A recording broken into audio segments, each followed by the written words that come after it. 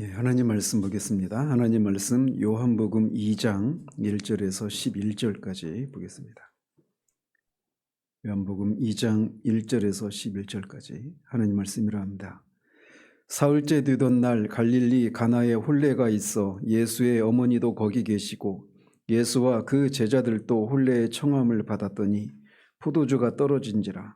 예수의 어머니가 예수에게 이르되 저들에게 포도주가 없다 하니 예수께서 이르시되 여자여 나와 무슨 상관이 있나이까?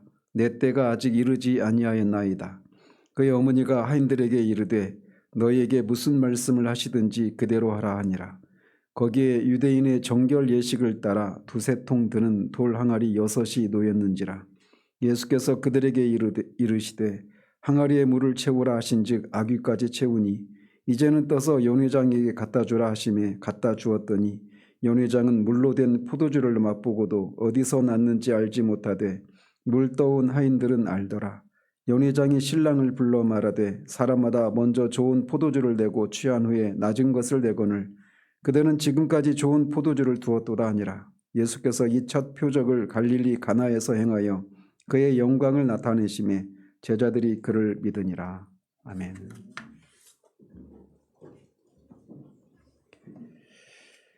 지난주에는 빌립과 나다나엘을 부르신 장면을 살펴봤습니다. 오늘 사건은 매우 잘 알려져 있는 예수님의 첫 번째 표적으로 가나의 한 혼인잔치에서 포도주가 떨어졌을 때 물을 포도주로 변하게 하신 사건입니다. 우리가 1장을 살펴보았듯이 요한은 어떤 사건을 기록할 때 될 수 있는 대로 그 사건이 발생한 시간과 장소를 구체적으로 언급함으로써 그 사건이 시간과 공간 속에서 실제 발생한 역사적인 사건임을 강조하고 있는 것을 볼 수 있습니다. 이렇게 하는 이유는 요한복음이 쓰여진 시점이 예수님께서 승천하신 지 벌써 50년, 최소 50년이 더 지난 때이고 예수님이 이 지상사역을 직접 목격한 사람들이 거의 이 세상을 떠남으로 인해서 벌써 그 당시에는 사람들 사이에 예수에 대한 어떤 이야기가 꾸며낸 허구가 아닌가라고 하는 이런 사람들도 있었기 때문에 이렇게 구체적으로 시간과 장소까지 뒤에도 보시면 돌 두세 통 들은 돌 항아리 6개 이런 것도 그런 실제적으로 있었던 역사적인 사건이라고 하는 것을 드러내기 위해서 이렇게 구체적으로 기록하고 있는 것을 봅니다. 자, 이 사건은 1절에 의하면 사흘째 되는 날에 벌어졌다라고 말합니다. 이 사흘째라고 할 때 그 기준이 뭐냐면 지난주에 살펴봤던 것처럼 빌립과 나다나엘을 부르신 그 날로부터 이틀이 지나고 이제 3일째 되던 날에 벌어진 사건이라고 말을 하고 있는 겁니다. 그래서 1장의 19절 이하에서부터 51절까지는 예수님이 세례 요한에게 세례를 받았던 요단강, 그러니까 우리나라로 치면 한 경상남도 이 정도 위치에서 벌어졌던 그 장소가 거기였다면 이제 오늘 이 사건은 북쪽으로 한 수도권, 강원도 이 정도 되는 이 위치에 있는 이제 갈릴리 지역으로 이틀 사이 이제 주님이 이동을 하신 것을 우리가 알 수 있습니다. 자, 그런데 여기서 1절에서 이제 사흘째 된 날 이렇게 말을 했는데 이 사건이 빌립과 나다나엘을 부르신 사건을 기준으로 하면 사흘째 되는 날이지만 1장 19절을 기준으로 하면 이 사건은 7일째 되는 날입니다. 요한은 1절에서 18절까지 해서 일종 요한복음의 서론을 끝내고 실제로 역사 속에서 벌어진 사건을 언급하기를 시작합니다. 1장 19절에서부터. 그래서 그 날부터 시작하면 계속 요한이 이튿날 이렇게 말하지 않습니까? 그래서 1장 19절부터 시작해서 기준을 하면 이 가나의 혼인잔치가 벌어졌던 날은 7일째 되는 날입니다. 여기서 7일은 성경의 그 상징 체계상 태초에 천지 창조 6일 동안의 천지 창조 사역이 끝난 후에 하나님께서 제7일에 기쁘게 안식하지 않습니까? 그날을 연상시킨다라고 할 수가 있습니다. 그래서 요한복음 1장 1절도 창세기 태초에 하나님이 천지를 창조하시니라 이렇게 시작을 하는 것처럼 요한복음도 태초에 하나님 말씀이 계시니라 이 말씀은 하나님이시니 라고 하면서 창세기와 연결시키고 있지 않습니까? 그런 것처럼 이 예수님의 첫 번째 사역도 제7일째 이 벌어졌다라고 하는 것을 이렇게 짝을 이루고 있는 것을 볼 수가 있습니다. 요한은 바로 이 7일에 예수 그리스도의 첫 번째 표적이 일어났음을 기록함으로써 예수께서 사람들에게 마치 물을 포도주로 변화시키는 것과 같은 새롭고 근본적인 변화를 일으키는 재창조에 의한 구원의 기쁨과 참된 안식을 가져올 분으로 소개하고 있는 겁니다. 그래서 이 가나의 혼인잔치의 본질, 이 사건의 이 표적의 본질적인 의미는 바로 이거예요. 예수님이 물이 포도주로 변하는 이건 근본적인 변화이지 않습니까? 성분이 완전히 바뀐 것 아니겠어요?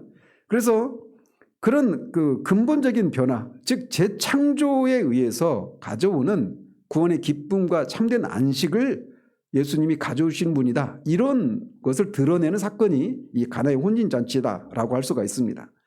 결론적으로 이런 것을 염두에 두고 이 사건을 한번 살펴보면, 자 어쨌든 이렇게 제7일째 이 사건이 일어나서 1장 19절을 기준으로 하면, 그런데 또 동시에 사흘째 일어났다 이렇게 말하고 있단 말이에요. 그래서 이 3일이라고 하는 숫자는 초대교회 성도들에게 예수님께서 십자가에 달려 죽으셨다가 부활하신 날을 가리키는 매우 익숙한 숫자이기도 합니다. 따라서 물이 포도주가 되었듯이 그리스도 안에 있으면 무엇이든지 새로운 피조물이 되는 것과 같은 재창조의 역사가 결정적으로 예수께서 죽으셨다가 다시 살아나는 부활 사건을 통해서 이루어진다라고 하는 사실을 암시해 주기도 하는 겁니다. 그래서 제7일이라고 하는 7일째 벌어진 사건이라고 하는 것을 생각할 때는 재창조 사역을 연상케 하고, 이 재창조 사역으로 인한 구원의 기쁨과 안식은 무엇을 통해서 가져다 주냐면 사흘째라고 하는 말이 말하고 있는 것처럼 십자가에 죽으시고 사흘째 부활하시는 이 사건을 통해서 이 재창조로 말미암은 구원의 기쁨과 안식이 온다라고 하는 것을 말해주고 있단 말이에요.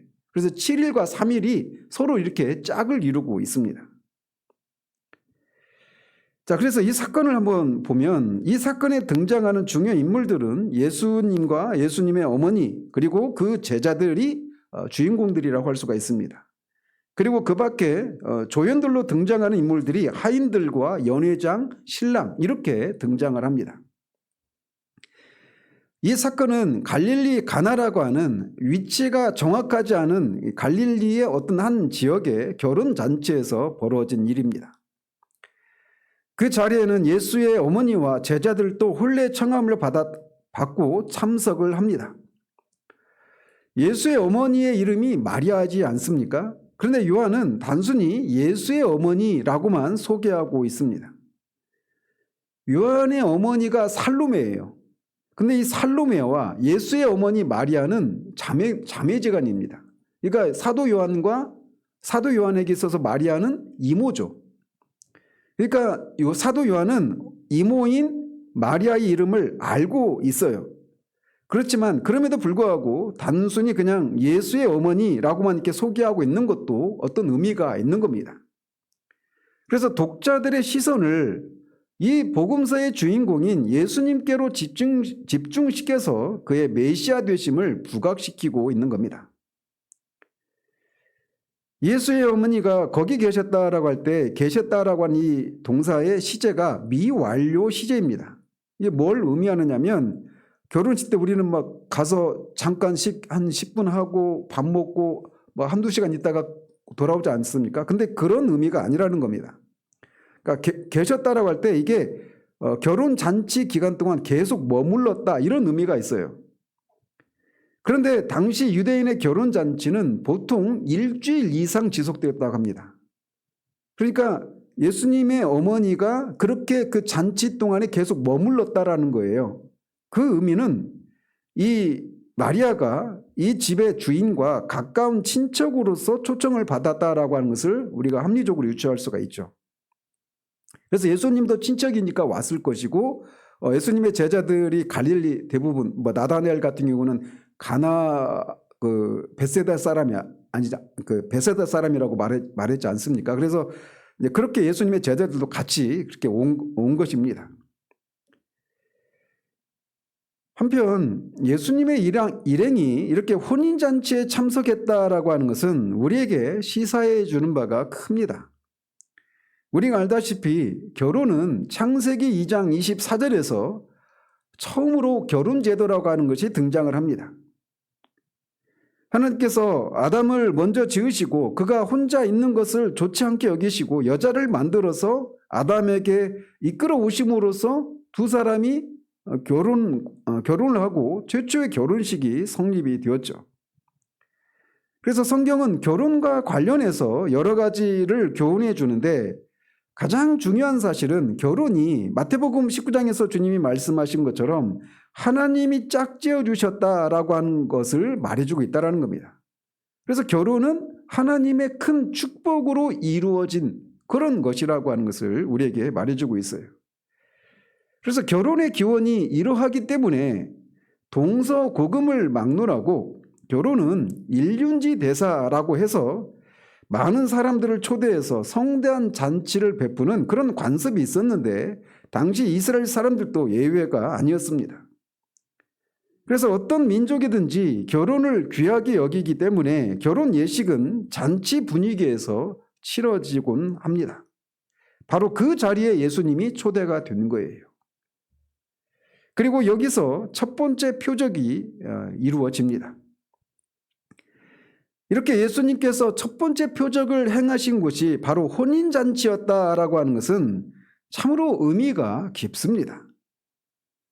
이것은 장차 계시록 19장에서 말하고 있는 것처럼 장차 이루어질 천국 혼인잔치에 많은 사람들이 초대받아서 그리스도께서 값없이 베푸시는 구속의 은혜를 마음껏 누리게 될 것을 암시하는 그런 의미가 있는 겁니다.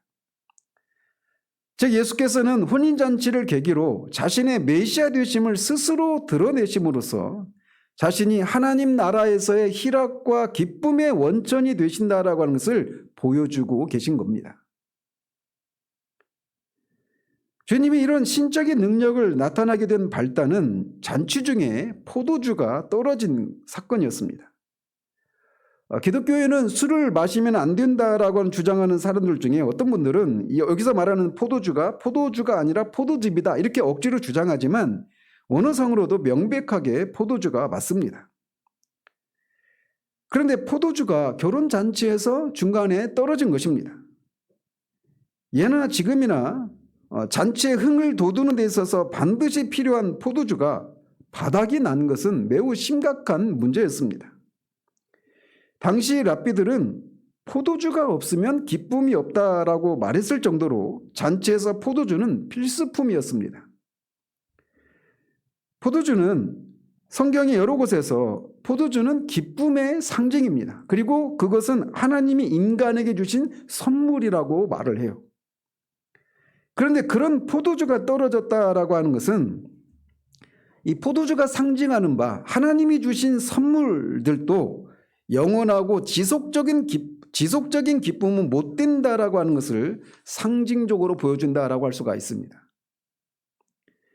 모든 인간은 물질에 매료됩니다.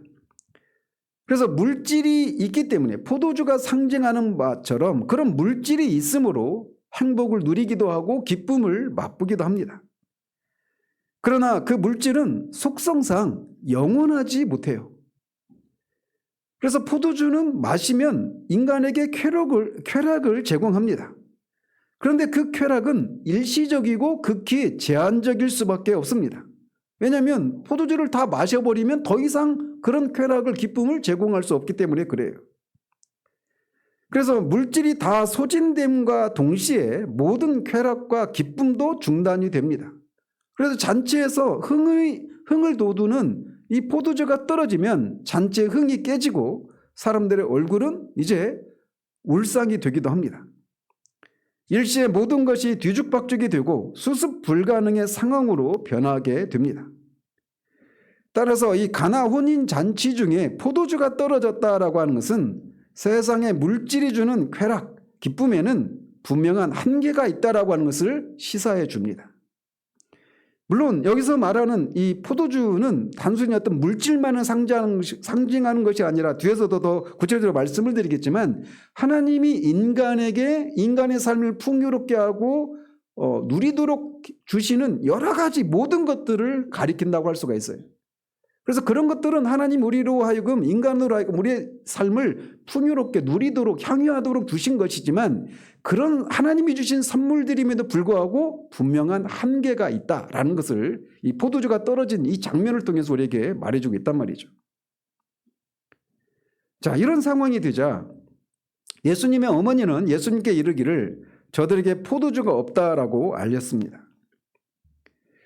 이것은 아마도 마리아가 이 집주인의 친척이었기 때문이기도 하고 또 예수님은 마리아에게 있어서는 장남이지 않습니까? 그리고 여기에서 요셉의 이름이 언급되지 않고 있는 것으로 보아서 요셉은 이미 죽었다라고 그렇게 추정을 합니다. 그래서 남편이 죽으면 장남이 이제 실제적으로는 가장의 역할을 하기도 하지 않습니까? 그래서 가정의 이런 대소사를 장남과 상의하는 것이 이제 일반적인 모습인데 아마도 그렇게 이런 어려움이 생기자 습관적으로 이 사실을 알린 것으로 보여집니다. 또한 동시에 뒤에 이제 마리아가 하인들에게 예수님이 무슨 말씀을 하시든지 그대로 하라라고 하는 이런 말에서 유추할 수 있듯이 마리아는 이미 예수님이 메시아라고 하는 것을 알고 있었기 때문에 그에게서 신적인 능력을 행사하실 것을 기대하고 이 사실을 예수님께 알렸다라고도 볼 수가 있습니다. 성경 여러 곳에서 마리아는 예수님의 출생과 관련해서 가브리엘 천사로부터 수태고지를 받았죠.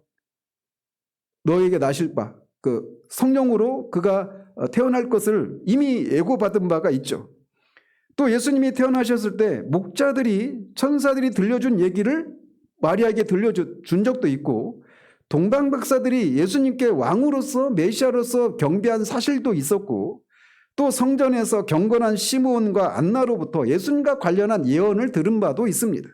그리고 뒤에서 이제 나오는 것처럼 예수님이 12살 되었을 때 유월절에서 성전에서 있었던 그런 사건들도 있었고 성경에 기록되지 않은 여러 가지 어떤 예수님이 메시아라고 하는 것을 말해줄 수 있는 어떤 것들을 어머니로서 충분히 지켜보았을 거예요. 그래서 그런 것들을 볼 때 마리아는 그런 일이 있을 때마다 항상 마음에 두었다 이렇게 말하지 않습니까? 그래서 예수님께서 메시아라고 하는 것을 마리아는 어떤 면에서 알고 있었다라고 말할 수가 있어요. 그래서 메시아이신 예수님이 어떤 신적인 능력을 행하실 수도 있지 않을까라고 하는 이런 기대를 가지고 이 사실을 알렸던 것입니다. 자, 이런 말을 들은 예수님은 뜻하지 않게 이렇게 좀 언뜻 보면 퉁명스럽게 대답을 하십니다. 여자여 나와 무슨 상관이 있나이까? 내 때가 아직 이르지 아니하였나이다. 이렇게 대답을 하셨습니다. 먼저 예수님이 자신의 어머니를 여자여 이렇게 부른 것은 언뜻 보면 매우 그렇게 무례하게 부르는 것으로 보입니다. 그러나 원어로 이게 귀나이라고 하는 단어인데 이 귀나이라고 하는 이 단어는 책망이나 낮춤말이 비하하는 그런 호칭이 아닙니다. 오히려 이 단어는 그리스에서 왕이 왕후를 부를 때 또는 자기 아내를 사랑스럽게 부를 때 이런 호칭을 사용하곤 했다고 합니다. 특히 예수님께서는 이 여자여라고 하는 칭호를 나중에 19장에서 십자가상에서 어머니를 부를 때 여자여 아들이니이다 이렇게 부르지 않습니까? 그래서 큰 슬픔과 비탄에 젖어 있는 어머니를 가장 인간적이고 부드럽고 사랑스럽게 부를 때 이 호칭을 사용한 것으로 볼 때도 이 호칭은 결코 어떤 불순하거나 거친 무리한 그런 의미가 담겨 있지 않다라고 하는 것을 알 수가 있습니다. 그러시면서 동시에 자신은 인간적으로는 마리아의 아들이지만 자신이 메시아로서 하나님의 아들로서 아들이라고 하는 것을 이런 여자여라고 하는 호칭을 통해서도 드러내고 있다라고도 볼 수가 있습니다. 어쨌든 예수님은 마리아를 그렇게 여자여라고 부른 후에 나와 무슨 상관이 있나이까 라고 그렇게 반문을 합니다. 오늘을 따라서 더 정확하게 번역하면 나와 당신에게 그 일이 무슨 상관이 있습니까? 이런 의미입니다. 즉 주님은 어머니에게 공손한 투로 거절을 하고 있는 거예요. 그렇다면 어차피 근데 이렇게 말씀하시고 나서 실제적으로 그 포도주를 만드시지 않습니까? 그렇게 하실 건데 왜 이렇게 말씀하셨을까? 그것은 당신이 이제 행하실 이 이적의 성격을 분명히 하기 위해서 먼저 이렇게 말씀하셨다라고 볼 수가 있습니다. 즉 당시 마리아는 자신이 예수님께 요청하고 있는 그 일의 성격을 바르게 파악하지 못하고 단순히 어떤 어려움이 있으니까 이 어려움을 어떻게든 그 당신이 갖고 있는 능력으로 그걸 해달라 이렇게 요청을 하고 있는 거예요. 극단적으로 얘기를 하면 마치 그 광야에서 악한 자가 예수님께 3가지 그 시험을 하지 않습니까? 배고프니까 이 돌들을 떡으로 만들어서 네가 하나님의 아들인 것을 보여라 이렇게 그 시험을 했을 때 주님은 그거를 거부하시지 않습니까? 즉 마리아는 예수님의 메시아적인 소명과는 전혀 상관없이 그냥 단순히 인간적인 필요가 있으니까 그 능력을 좀 사용해서 이 문제를 해결해 달라 이런 투로 요청을 하고 있는 거예요.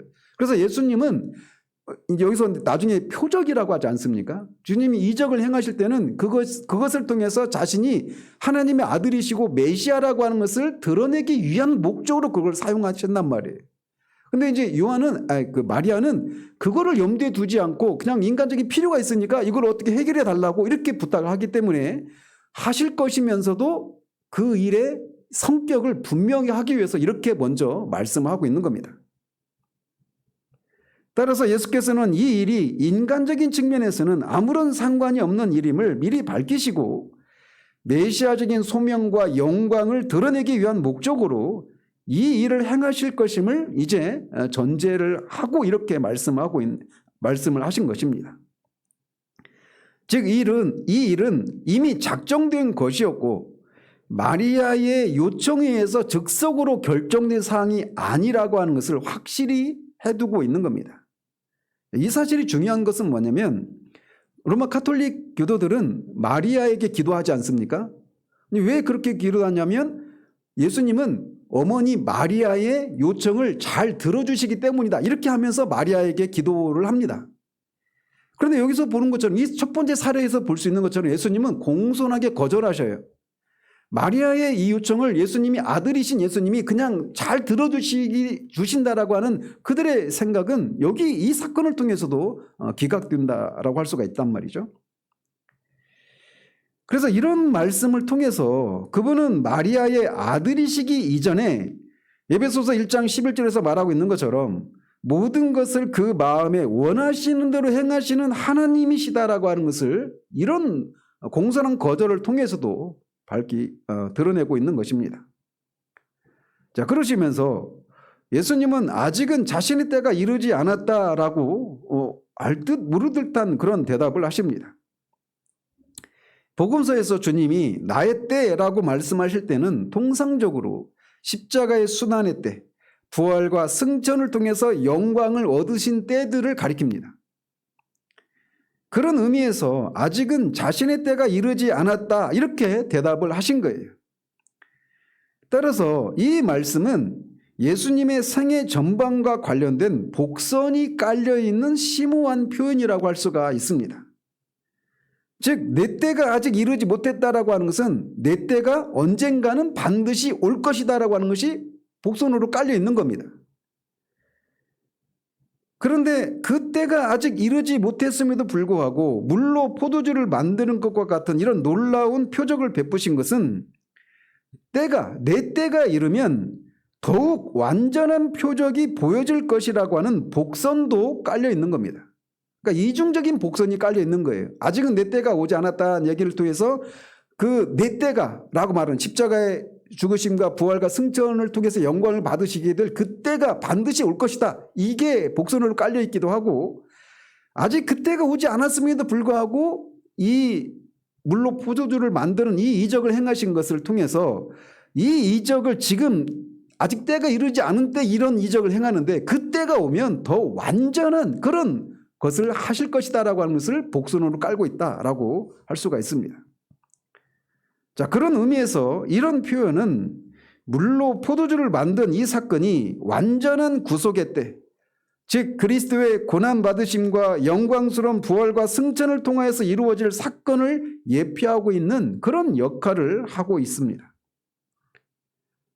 즉 이 표현은 그리스도께서 말씀하신 주님의 때가 되면 그때 행하실 사역은 물로 포도주를 만들어서 성질의 근본적인 변화를 이끌어내신 것처럼 인생의 완전한 변화를 통해서 인간에게 영육 간의 구원의 풍성한 축복이 임하게 만드는 것이 될 것임을 상징적으로 보여주고 있는 겁니다.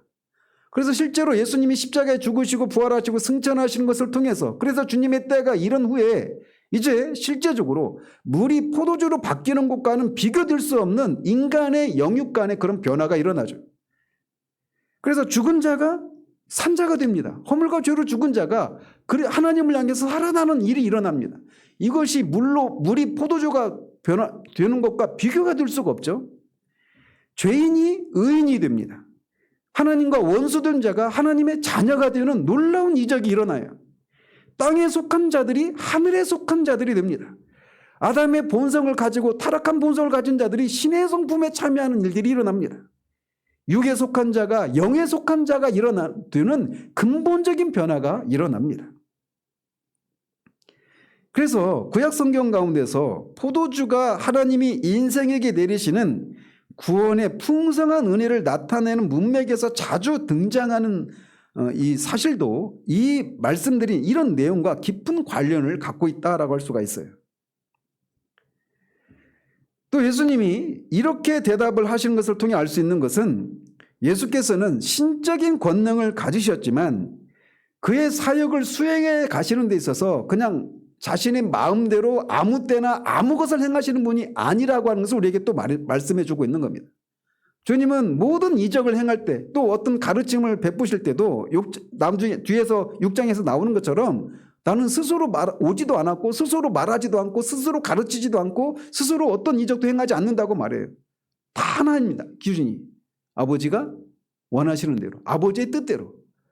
그래서 내 때까지 이르지 않았다 이런 말을 통해서도 전적으로 그런 신적인 능력을 가지신 분이심에도 불구하고 모든 일을 하나님의 뜻에 따라서 지정한 시기에 지정된 일을 이루어 나가심을 통해서 성부 하나님께 철저히 순종을 하는 그런 예수님의 모습을 이런 대답을 통해서도 우리에게 보여주고 있습니다.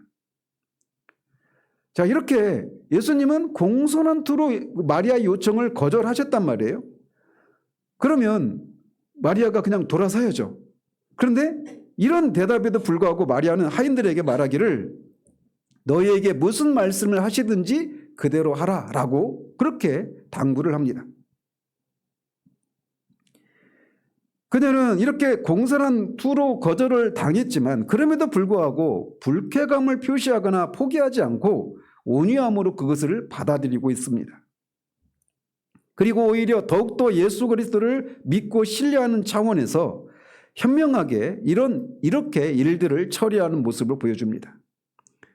즉 이런 대답을 하기 전에는 인간적인 조급함을 가지고 그렇게 이런 다급한 상황이니까 당신이 가진 능력으로 이 문제를 해결해 주십시오. 이런 인간적인 조급함을 가지고 있었다면 이제는 이런 대답을 통해서 하나님의 때를 기다리는 심정으로 모든 것을 예수님께 맡기고 하인들에게 이렇게 당부하고 있는 겁니다.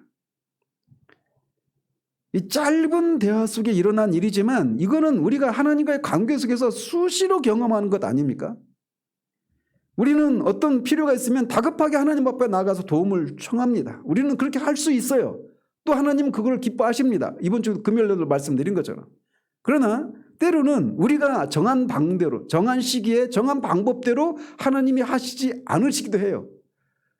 하나님은 전적으로 그런 모든 일에 있어서 전적으로 주권자이십니다.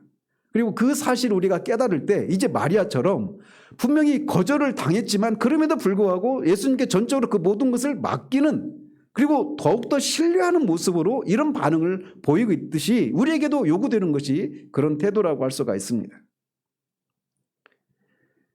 그녀가 하인들에게 그분이 말씀하시는 것이 무엇이든 그대로 하라, 이런 말을 통해서 우리가 또 하나 배울 수 있는 것은 이런 것입니다. 그러니까 마리아의 의도는 이런 거예요. 설사 예수님이 너희들에게 명령하는 것이 사리에 맞지 않은 것처럼 보이고 이상하게 들릴지라도 그가 말씀하셨다는 이유만으로 이의를 제기하지 말고 즉시 무엇이라도 그대로 행해라, 이렇게 당부하고 있는 겁니다. 이것은 예수님에 대한 마리아의 신뢰감을 알게 하는 동시에 성도가 주님의 말씀에 어떻게 반응해야 하는지를 우리에게 교훈해 줍니다. 주님의 뜻이 그게 주님의 뜻이라면 우리의 이성으로 우리가 잘 납득이 안 되는 것이라 하더라도 우리는 그렇게 하는 것입니다. 마침 그곳에는 유대인의 정결 예식을 따라 두세 통들은 돌 항아리 6이 놓여 있었다라고 요한은 말합니다. 정결 예식은 유대인이 밖에 외출하고 돌아오면 손과 발을 씻는 예식인데 이건 단순히 위생적인 차원에서만 하는 예식이 아니라 밖에 나가서 부정한 어떤 물건이나 사람을 접촉할 수도 있으니까 그런 것들을 부정해서 정결하기 위한 목적으로 물을 담아놓는, 그 물로 씻는 행위가 정결 예식입니다. 근데 그 일을 위해서 돌 항아리를 집에다 이제 갖춰놓고 있는데 그 항아리가 6개 있었다고 말을 합니다. 그러니까 두세 통 든다고 했으니까 뭐 리터법을 하면 뭐 사람마다 좀 다르긴 하지만 대충 한 100리터 정도 들어가는 항아리라고 그래요. 그러니까 1리터 그 병 아시죠? 그게 100개 정도 들어가니까 상당히 많이 들어가는 양이죠. 6개가 있으니까 600리터 정도 들어가는 그런 양이라고 할 수가 있습니다. 이처럼 여기서도 항아리의 크기나 개수까지 정확하게 기록하고 있는 것을 통해서도 요한은 이 사건이 실제 일어난 사건이고 자신도 그 자리에 현장에 있었다라고 하는 것을 우리가 유추할 수 있습니다. 자, 예수님은 하인들에게 항아리에 물을 채우라라고 그렇게 명령을 내리십니다. 그러자 하인들은 아귀까지, 즉 항아리의 꼭대기까지 가득 채웠어요. 자, 잔치집에 포도주가 떨어졌어요. 그러면 우리가 통상적으로 포도주를 살 수 있는 또는 구할 수 있는 곳으로 막 사람들을 보내서 제자들이 있으니까 너는 어디 가고 막 일사불란하게 움직여서 좀 이렇게 공수해 오는 이런 방식으로 포도주를 하는 것이 일반적이지 않습니까? 그런데 이렇게 이 집에 당장 필요한 것이 포도주란 말이에요. 그런데 엉뚱하게 예수님이 항아리에 물을 채우라고 말씀하십니다. 그러니까 하인들의 입장에서 보면 도대체 지금 당장 필요한 건 포도주인데 무슨 물을 채우라고 하는가? 이 포도주가 필요한 상황과 물을 채우는 것은 서로 연결이 안 돼요. 그래서 그분이 행하시는 일이 의아하게 여겨질 것이지만 하인들은 이 일을 제기하지 않고 그대로 수행을 합니다. 특히 여기에서 물을 아귀까지 채웠다라고 하는 것은 돌 항아리 속에 물 이외에 다른 어떤 것이 섞이지 않았다고 하는 것을 보여주고 있습니다. 물과 포도주는 전혀 다른 성물이지만 주께서 말씀하신 대로 따랐을 때 그것이 물이 포도주로 바뀝니다. 제2위 하나님이신 전능하신 예수님의 말씀을 믿고 그대로 따르는 자들은 반드시 이성으로는 도무지 깨달을 수 없는 위대한 역사를 보게 됩니다. 6개 돌 항아리에 물을 기르다가 가득 채운 그 사람들에게 주님은 다시 그것을 떠서 연회장에게 갖다 주라라고 하시자 그들이 그것을 갖다 줍니다. 연회장은 잔치를 위해서 시중드는 사람들의 그 총 책임자를 가리킵니다. 그래서 당시 연회장은 손님들의 식탁을 이렇게 돌아보면서 뭐 부족한 것이 없는지 또는 그들에게 제공할 음식 맛을 미리 보는 그런 역할을 했다고 합니다. 따라서 새로 마련된 음식은 연회장에게 갖다 주게 되어 있어요. 그래서 연회장에게 갖다 주라라고 말을 하고 있는 것이죠. 이런 예수님의 명령을 들은 하인들은 돌 항아리에 물을 채웠고 즉시 떠서 내주었습니다. 물이 포도주로 바뀐 때가 정확하게 어느 순간인지는 기록하고 있지 않아요. 물을 부을 때 포도주로 바뀐 건지 물을 부은 다음에 붓자마자 포도주로 바뀐 것인지 아니면 물을 떠다 줄 때도 여전히 물이었는데 연회장에 주니까 포도주로 바뀐 것인지 정확하게 기록하고 있지 않습니다. 근데 어쨌든 하인들은 물을 부었단 말이에요. 그리고 이 상황에서 부족한 것은 포도주입니다. 물이 아니라. 근데 이것을 떠다가 연회장에 갖다 주라는 거예요. 그러니까 그런데 하인들이 그대로 합니다. 그러니까 이 부분도 인간의 이성으로는 잘 납득이 안 되는 그런 상황이죠. 그럼에도 불구하고 하인들은 아무런 이의를 제기하지 않고 즉시 그대로 순종을 합니다. 그들은 연회장에 갖다 주라고 할 때, 갖다 주었다 할 때 그 시제가 즉각적으로 한 행동을 가리키는 시제예요. 그들은 다소 의혹이 있었을 것이 분명함에도 불구하고 묵묵히 예수님의 말씀에 즉각적으로 순종을 했던 겁니다. 이런 순종의 결과 이적이 일어납니다.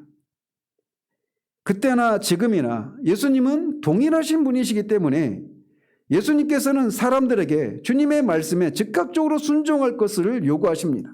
그리고 그 순종이 인간의 이성으로는 납득이 되지 않는 그런 일이라 하더라도 그 말씀에 순종하면 즉각적으로 이런 놀라운 이적들을 경험합니다. 손을 내밀 수 없는 그 여인에게 손을 내밀라고 말씀하셔요. 이거는 인간적으로 모욕하는 것이죠. 그렇지 않습니까? 손을 내밀 수 없는 사람한테 어떻게 손을 내밀려고 합니까? 그런데 이건 납득이 안 되는 거예요. 손을 내밀 수 있는 능력이 있어야 손을 내미는데 내밀 수 없어서 온 사람에게 손을 내밀라고 말씀하십니다. 이거는 인간의 이성으로는 납득이 안 되는 그런 명령이에요. 그런데 그 말씀에 순종하자 손을 내밀어 버립니다. 예수님을 믿으라라고 말씀하십니다. 믿으면 즉각적으로 구원을 받는다. 죄사함과 영생을 얻는다라고 한 이 말씀도 인간의 이성으로는 잘 납득이 안 되죠. 내가 지은 죄가 어떻게 그렇게 즉각적으로 죄 용서를 받을 수 있어요? 내가 어떻게 영생의 선물을 받아 누릴 수 있습니까? 믿는 것이 무엇인데? 인간의 이성으로는 납득이 안 되죠. 근데 믿으라고 하는 주님의 말씀에 즉각적으로 순종하면 죄사함과 영생의 선물을 즉각적으로 우리가 누리게 됩니다. 예수님의 말씀에 우리에게 요구되는 것은 즉각적인 순종이에요. 하인들은 예수님의 명령에 순종해서 포도주를 연회장에게로 날아갔습니다. 그리고 음식의 질을 감별하던 연회장은 늘 하던 대로 포도주의 맛을 보고 깜짝 놀랍니다.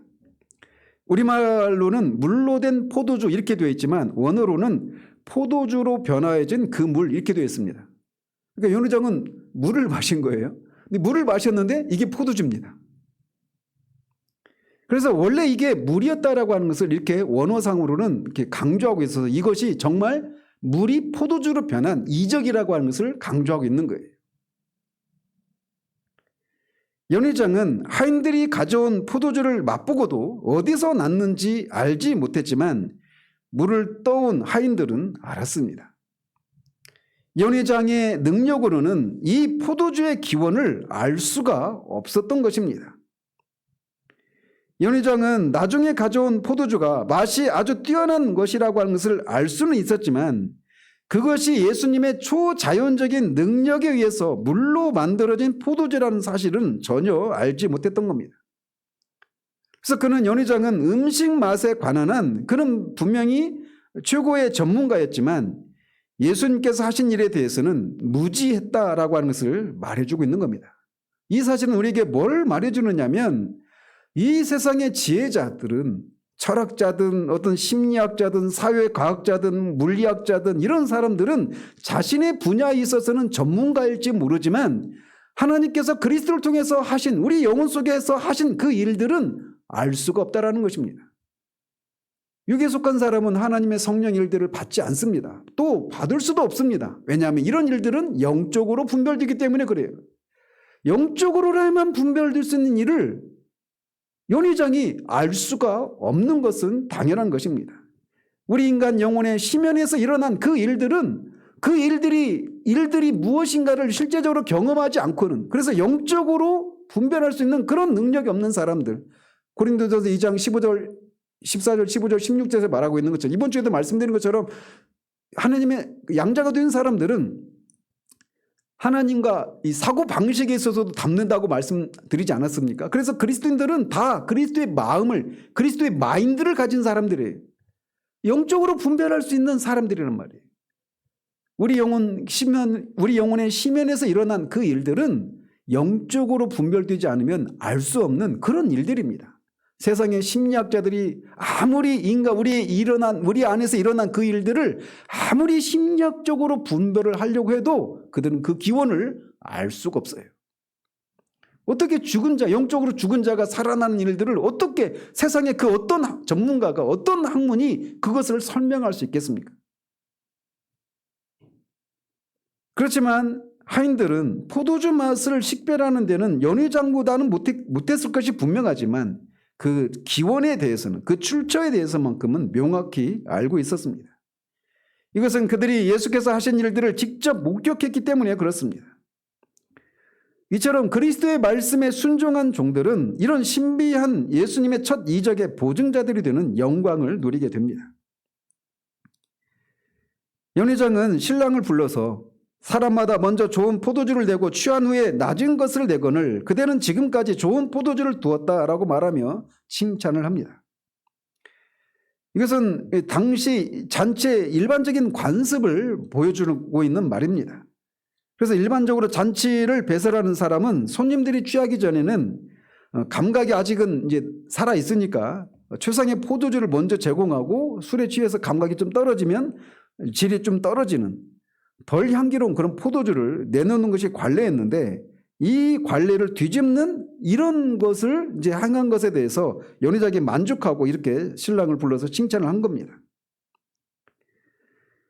한편 요한은 이런 연회장의 반응을 통해서 물이 포도주로 변한 것이 확실함을 보여줌으로써 예수님의 신적인 권능을 분명히 보여주고 있습니다. 그러니까 예수님이 실제적으로 물이 포도주로 완전히 그 성질이 변화되게 하신 거예요. 그러니까 이것에서 이제 로마 가톨릭에서 화채설을 주장하지 않습니까? 사제가 이 포도주를 축성을 하면 그 순간 이 포도주가 예수님의 피로 바뀐다고 얘기하지 않습니까? 그런데 물이 포도주로 바뀌는 것처럼 본질의 변화가 일어나지 않아요. 그런데 예수님은 실제적으로 그 본질의 변화가 일어나고 만 겁니다. 그러니까 화학 구조를 가지고 말하면 H2O가 포도주는 뭡니까? 아무튼 그렇게 진짜 이 화학 구조가 완전히 실제적으로 본질이 바뀌는 이런 이적이 일어났단 말이에요. 자, 그런데 요한은 당시 손님으로 잔치에 참석한 사람들의 반응은 생략하고 있어요. 이것은 예수께서 아직까지는 군중들 앞에 메시아로 등장하실 시점이 되지 않았다고 하는 것을 암시하는 요한의 의도로 볼 수가 있습니다. 자, 이렇게 예수님께서 가나의 혼인잔치에서 첫 표적을 행하시는 것을 통해 그의 영광을 나타내심에 제자들이 그를 믿게 됩니다. 요한이 표적이라는 말로 표현한 예수의 이 이적은 단순히 사람들을 놀라게 하는 위대한 행동이나 치유 이상의 의미를 지닙니다. 그래서 표적이라고 하는 말을 쓰는 거예요. 영어로는 사인이에요. 그래서 이것은 예수께서 하나님의 아들이심을 나타내는 그런 의미가 있는 겁니다. 예수께서 행하신 이 처음 표적의 결과는 제자들이 그를 믿는 결과로 이어졌습니다. 요한이 요한복음 전체에서 7번 기록을 하고 있는데 예수님의 이적을 예수님의 표적의 본보기라고 할 수 있는 이 첫 번째 표적의 결론을 이처럼 예수님의 제자들이 믿었다라고 이렇게 결론을 맺고 있는 것은 결국은 모든 표적의 목적이 무엇인가를 우리에게 분명히 보여주고 있는 거예요. 즉 우리 인간들로 하여금 예수 그리스도에 대한 믿음을 갖게 하기 위해서 이런 표적을 행하신 것입니다. 그리고 이런 사실은 요한이 이 요한복음을 기록한 목적과 조화를 이루고 있습니다. 예수께서 제자들 앞에서 이 책에 기록되지 아니한 다른 표적도 많이 행하셨으나 오직 이것을 기록함은 너희로 예수께서 하나님의 아들 그리스도이심을 믿게 하려 함이요 또 너희로 믿고 그 이름을 힘입어 생명을 얻게 하려 함이니라 라고 하는 이 기록의 목적과 조화를 이루고 있는 장면입니다. 자, 말씀을 맺으면서 우리가 여기서 주목해야 될 것은 말씀드린 것처럼, 우리가 살펴본 것처럼 예수님께서 공생의 사역의 첫걸음을 결혼잔치에서 시작하셨다라고 하는 것을 우리가 주목할 필요가 있습니다. 이것은 우리가 1장에서 세례요한이 메시아의 오실 길을 예비하기 위한 세례요한의 이 사역의 모습과 완전한 대조를 이루고 있어요.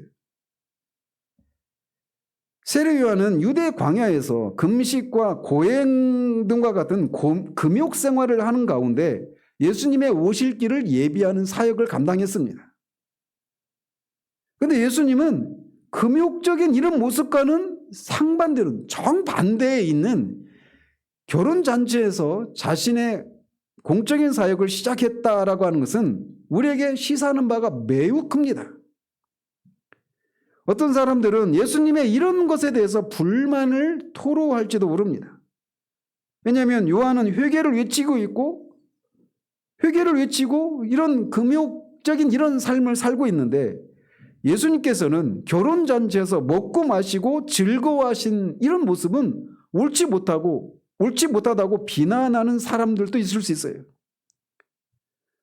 특히 세례 요한의 제자들이 그런 불만을 가질 수 있겠죠. 그리고 바리새인들도 그런 불만을 가질 수 있을 것입니다. 그래서 실제로 마태복음 11장에 보면 바리새인들이 예수님을 먹기를 탐하고 포도주를 즐기는 사람이라고 비난을 합니다. 그러니까 이들의 이 비난이 어떻게 보면 정당한 그런 비난처럼 보이죠. 특별히 요한의 제자들은 마태복음 9장에 보면 예수님께 나와서 이렇게 묻습니다. 우리와 바리새인들은 금식하는데 어찌하여 당신의 제자들은 금식하지 아니합니까? 그런데 이런 질문에 대해서 예수님이 답하시는 것을 통해서 왜 예수님이 그분의 첫 번째 사역을 세례요한과는 완전히 대조되는 결혼식의 그 잔치에서 시작하셨는가라고 하는 것을 우리에게 말해줘요. 예수님은 요한의 제자들에게 뭐라고 대답하셨느냐면 자신이 제자들과 함께 계시는 동안을 혼인잔치에 비유하십니다. 그래서 예수님이 그 혼인잔치 예수님이 함께 있는 동안에 이게 예수님이 제자들과 함께 있는 이거를 혼인잔치에 비유하셔요. 예수님이 성령을 통해 우리와 함께 하십니다. 이런 의미에서 예수를 믿는 사람의 삶은 잔치라고 할 수가 있어요. 아니, 잔치여야 합니다.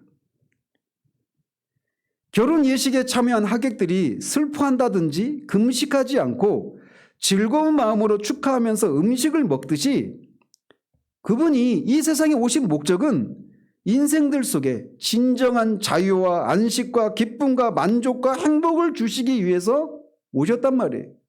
그래서 그것을 결혼 자리에서 그렇게 사역을 시작하시는 것을 통해 그 사실을 말해주고 있는 겁니다. 예수를 믿는 것은 잔치입니다. 기쁨이에요.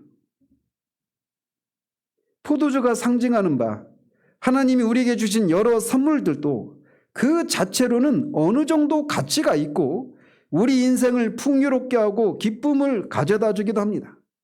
맛있는 음식, 박한 음식보다는 맛있는 음식이 좋죠. 좋은 풍경, 이것도 하나님 우리에게 주신 거예요. 좋은 사람들, 좋은 부모, 자녀들, 사람들과 그런 좋은 관계를 누리는 것도 하나님 우리에게 주신 선물입니다. 그래서 전도서에서도 일찍부터 얻은 아내를 막 즐기라고 하지 않습니까? 사랑하라고. 전도서를 잘 보십시오. 막 그런 잘못 읽으면 극단적인 허무주의자의 그 탄식만 읽게 되는데 잘 보십시오. 하나님이 우리에게 주신 그 모든 각양 좋은 것들을 힘써 누리고 즐기라고 얘기하고 있어요. 건강을 누리는 거, 예술, 문학, 또 철학 이런 것들도 하나님이 우리에게 주신 선물들입니다. 그것을 통해서 우리가 즐기고 기뻐하는 것을 통해 우리의 삶을 풍요롭게 할 수 있도록 우리의 삶을 향유할 수 있도록 그렇게 선물을 주신 거예요. 그러나 이것들이 하나님이 주신 선물들임에도 불구하고 이것들에는 한계가 있습니다. 즉 궁극적인 기쁨과 만족을 주지는 못해요. 포도주가 떨어진 것이 바로 그것을 상징하는 겁니다. 하나님이 주신 우리의 삶을 풍요롭게 하고 그렇게 향유할 수 있도록 주신 각종 포도주가 상징하는 각종 앞에서 언급해드린 그런 각종 선물들은 분명히 거기에 나름대로의 기쁨이 있고 가치가 있지만 궁극적인 기쁨과 만족을 주지는 못한단 말이에요. 오직 예수 그리스도를 믿음으로 물이 포도주로 변하듯이 근본적인 변화가 일어나서 새로운 피조물이 되는 일이 일어날 때 우리의 삶은 진정한 기쁨을 맛보게 됩니다. 하나님이 우리에게 주신 포도주가 상징하는 그런 것들의 진정한 가치도 이런 근본적인 변화가 일어나고서야 그 가치를 진정으로 알 수 있어요. 주님은 바로 이것을 주러 오신 분이십니다. 세상을 심판하러 오신 것이 아니라 구원하러 오셨어요. 우리에게 죄로 인한 슬픔을 주기 위해서 오신 것이 아니라 그것 너머에 진정한 자유와 기쁨을 주기 위해서 오신 분이 바로 우리 주 예수 그리스도이십니다. 따라서 금욕으로 상징되는 세례 요한과 뚜렷이 대조되는 예수 그리스도의 이 모습은 그리스도인의 삶이 어떠해야 하는가를 우리에게 말해주고 있는 겁니다. 즉 그리스도인의 삶은 그것이 타락과 방종으로 이어지지 않는 한 하나님이 풍성하게 주시는 행복을 만끽하는 것이어야 한다는 것입니다. 여기에서 존 파이퍼의 기독교 희락주의가 여기서 나오는 거예요. 존 파이퍼의 신학을 제가 다 동의하는 건 아니지만 말이죠. 어떤 기독교인들은 그들이 가는 곳마다 침울한 분위기를 만들기도 하고 모든 유희와 즐거움과 행복에 대해서는 우리 그리스도인은 담을 쌓아야 된다라고 하는 듯한 거짓된 인상을 풍기는 사람들이 있습니다. 두 주 전에 말씀드린 것처럼 거짓된 청교도주의 이런 것들은 우리의 삶을 그렇게 마치 신령한 그리스도인, 성숙한 그리스도인은 모든 즐거움으로부터 거리를 두고 그렇게 완전히 금욕적이고 뭔가 고행하는 듯한 이 세상의 즐거움하고는 가장 거리가 먼 그런 삶을 살아야 된다라고 하는 듯한 인상을 풍깁니다. 그것은 거짓 청교도주의입니다. 일상을 위한 신학에서도 제가 말씀드린 것처럼 베네트의 잔치에 나오는 그 루터란들이 그런 모습을 보여줬죠. 윌리엄 바클리라고 하는 학자는 이들에게 있어서 기독교란 검은 법의와, 그러니까 검은 그 판사들이 입는 법이 있죠. 검은 법의와 낮고 경건한 목소리와 사회적인 교제를 모두 제하여 버리는 것에 불과하며 이들이 가는 곳은 어디든지 우울의 그림자가 덮이게 마련이다 라고 그렇게 비난을 합니다. 만일 예수님께서 이런 종교의 수장이 되고자 오셨다면 그분의 나심이 온 백성에게 미칠 큰 기쁨의 좋은 소식일 수가 없습니다.